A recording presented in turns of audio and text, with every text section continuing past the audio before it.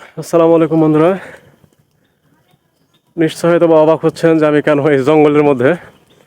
আসলে আমি জঙ্গলের মধ্যে নয়, আমার পেছনের এই পাড়াটাই হচ্ছে পালপাড়া।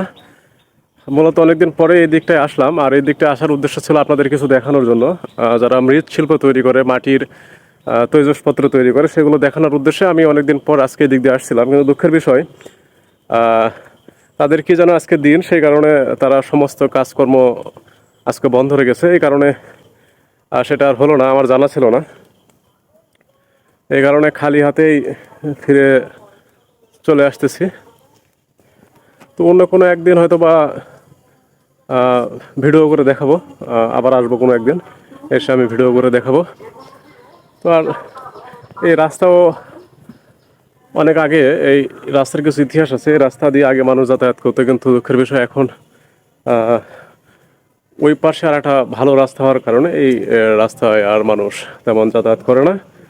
আর এটা হচ্ছে পাড়ের ঘাট। ঐতিহ্যবাহী একটা পাড়ের ঘাট ছিল, কিন্তু দুঃখের বিষয় যোধবাজারে ব্রিজ হওয়ার কারণে এই পাড়ের ঘাট এখন অচল বললেই চলে।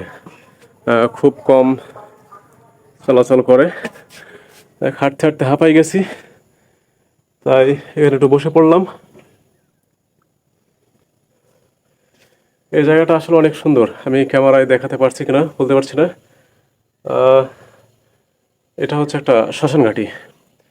যদিও এখানে বসাটা আসলে একটু ভয়ঙ্কর ব্যাপার, আমার কাছে একটু ভয় ভয় লাগে। আমার ভাগ্নেরা আসতেছে, তাই আমি এখানে বসলাম। আর এই গাছটা আমি ছোটোবেলা থেকে দেখাই, ছোটোবেলা থেকেই এই গাছটা হচ্ছে নামকে আমি দেখে আসতেছি, একই রকম সেম। আর আগে এইখানটায় মেলা বসতো, যখন দুর্গাপূজা হতো, যখন প্রতিমাগুলো ডুবাতো, তখন এখানে মেলা হতো। কিন্তু সেই দিনগুলো এখন আর নাই। এখানে এখন অনেক গাছপালা হয়ে গেছে, আর জায়গা জমিও মানুষ এখন বাড়িঘর তৈরি করার জন্য সব কিছু করতেছে। এই কারণে এখানে আর সেরকমভাবে কোনো কিছুই নাই।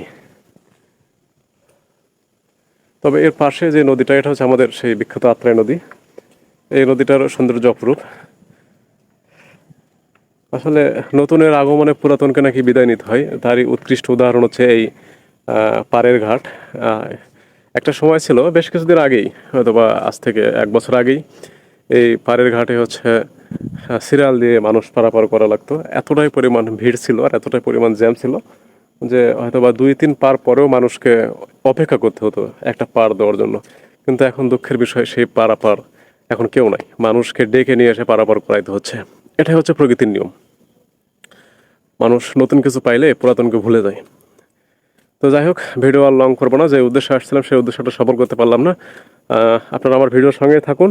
আমি আশা করি অল্প কিছুদিনের মধ্যে আবার আমি আপনাদের সেই জিনিসগুলো দেখাবো ইনশাল্লাহ। এই তো আমার ভাগ্নে চলে আসছে। এখন আমি এখানে একটু রেস্ট করবো, রেস্ট করে তারপরে আবার বাসার উদ্দেশ্যে রওনা দেবো। ঠিক আছে, ভালো থাকুন।